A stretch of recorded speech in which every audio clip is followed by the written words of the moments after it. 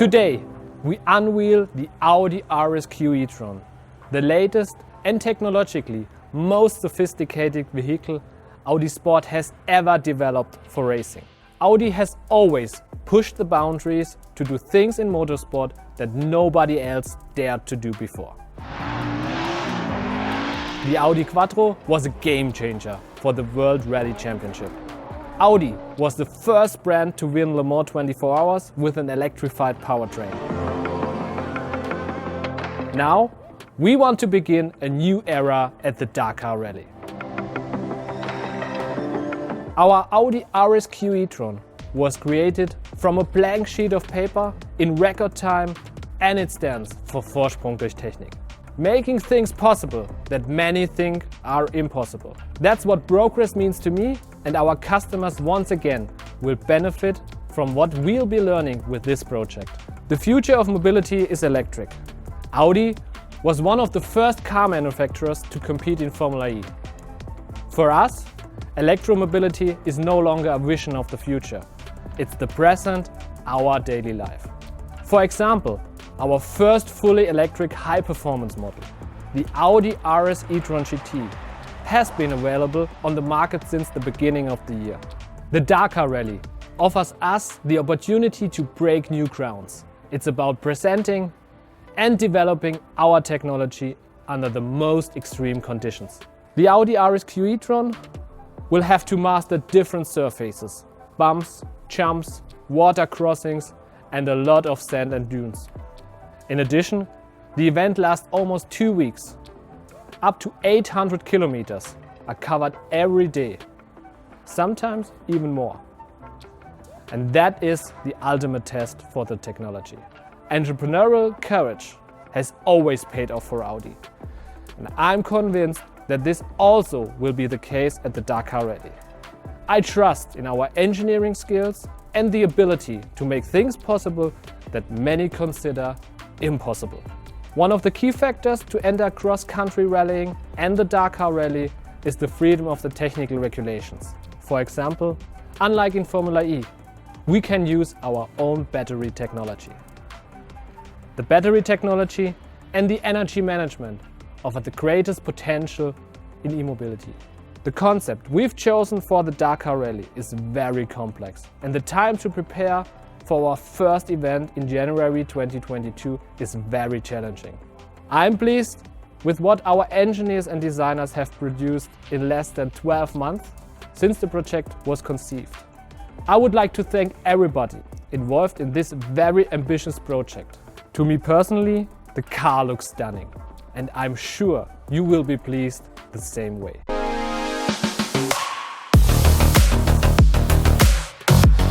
To have the opportunity to work on such a car is probably on every designer's bucket list. For a designer, when you can draw big wheels, small cabin and short overhand, this is the dream come true. I thought this car has to be unique. In Dakar, cars are followed mainly by helicopters, and that was one of the reasons why we went for a sort of coupe-like silhouette with this quite smooth rear end. And then we have these massive fenders to describe this quattro concept that we use on the road car. It was really difficult to match these beautiful shapes on this technical package. The rolling chassis has huge wheels. The fin, we felt it makes a connection to Le Mans and Audi's present Le Mans. It's a very distinctive feature. It's helping to also integrate the very large cooling which is on top of the roof. Of course, you have a Audi single frame, and also the lights are very Audi. It's different from the other cars, which tend to be quite blocky, quite boxy. So I think this gives something new from Audi, and it also ties together the influence which the road cars have, for example, the sportbacks. It's really important. We are talking about racing and winning a race. This is not a concourse of elegance that we are showing the nicer car. So we push together and we finally, I think we are all happy.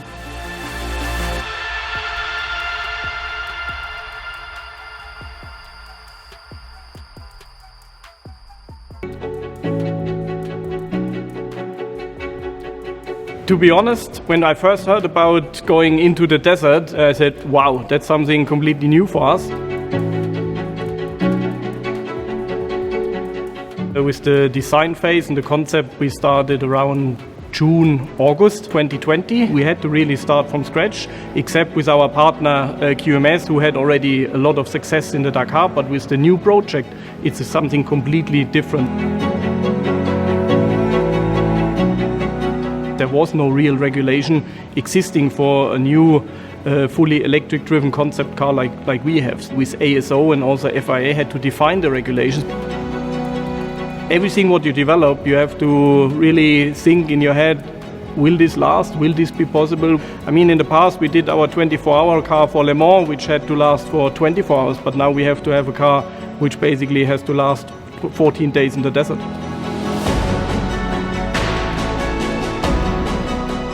All our departments are involved, from the aero development, the chassis, suspension, everyone, engine, the electric department, our MGU, battery development. So basically the whole crew from whole Audi Sport, everybody is involved in the complete design process.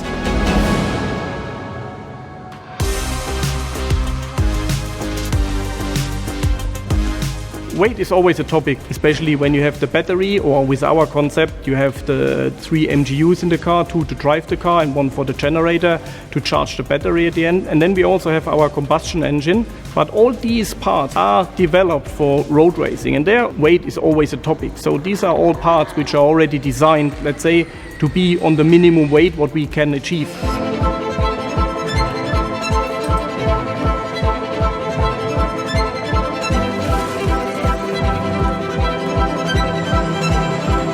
We learn so much at the moment in this project, and this is why we have to collect now a lot of data first to see if we developed in the correct direction.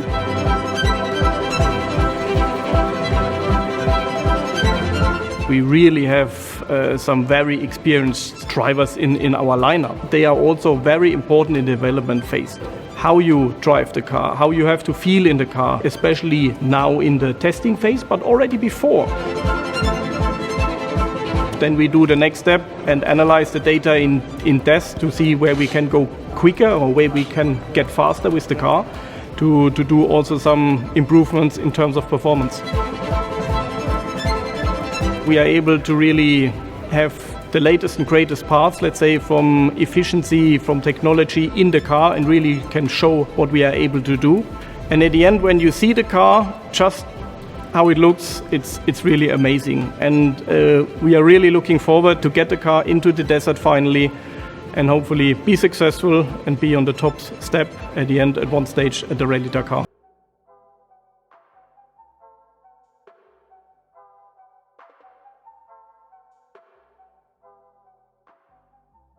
Imagine we are coming from round track racing. We pretty much know the racetracks, we know the surface, we know the racing format, we know the competitors. A lot of time is spent in the simulators trying to prepare as good as possible. The car, to me, for us being developers, it's almost like, you know, a pirate's treasure. You open it up and you don't really know what to expect.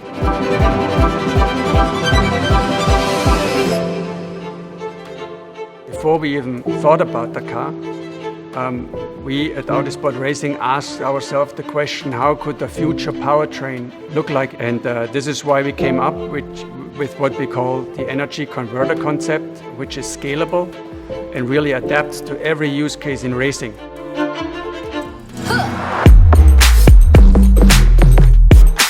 The car has an electronic drive unit on each axle. They are identical and they are not mechanically linked. There is, let's say, a mid-differential which is simulated per software. The energy for the e-drives comes either from the high voltage battery or the energy converter. The energy for the battery comes from, you know, brake recuperation or the energy converter. And the energy converter itself consists of a 4-cylinder turbocharged engine, which we developed for DTM, and that is directly linked to a generator. And that generator, by the way, is also a drive system from the Formula E. So actually there are 3 in the car. And all those components, very complex, are obviously, you know, controlled and linked with the vehicle control unit, the VCU we have in the car. the e-drive were developed for Formula E. So they are state-of-the-art, highly efficient, system efficiency greater 97%. We did a few adaptations on the cooling side, a few adaptations on how the system is integrated in the car, some changes on the internals, but only for robustness reasons. And yeah, of course, the software, we always work on the software.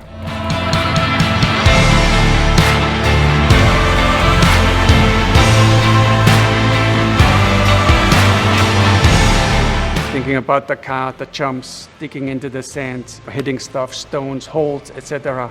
I think all components will be stressed extremely. You have hot days, cool nights, you have high altitude. The energy management has to deal with all those situations which can't be foreseen. And I think that will be one of the biggest challenges in the whole project. When you look at the car, just by looking at it, you'll see Vorsprung durch Technik.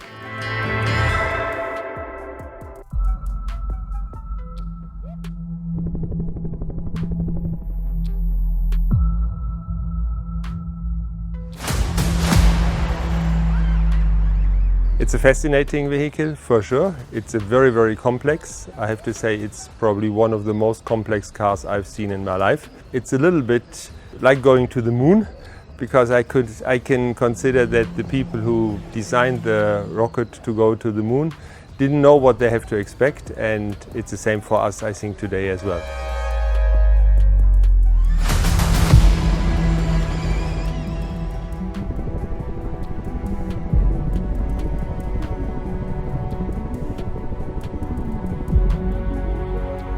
You can be the fastest car, but you will be not able to win if you don't have reliability. You can have the best driver, without reliability he will be nowhere. So first you have to finish before you can finish first, and in this case first you have to finish. Forget all the rest. The rest will come as a nice present.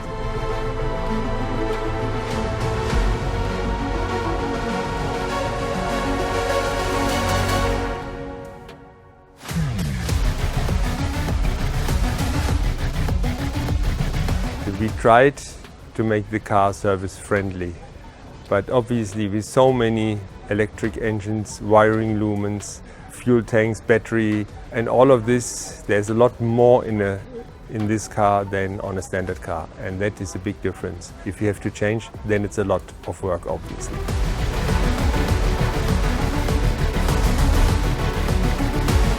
All the crew has to go through a special training, but then to do it out in the field, we have to train again and train again that they are able to do things. Yes, they can change sensors, but we made a lot redundant to have not those problems. The rest we have to see.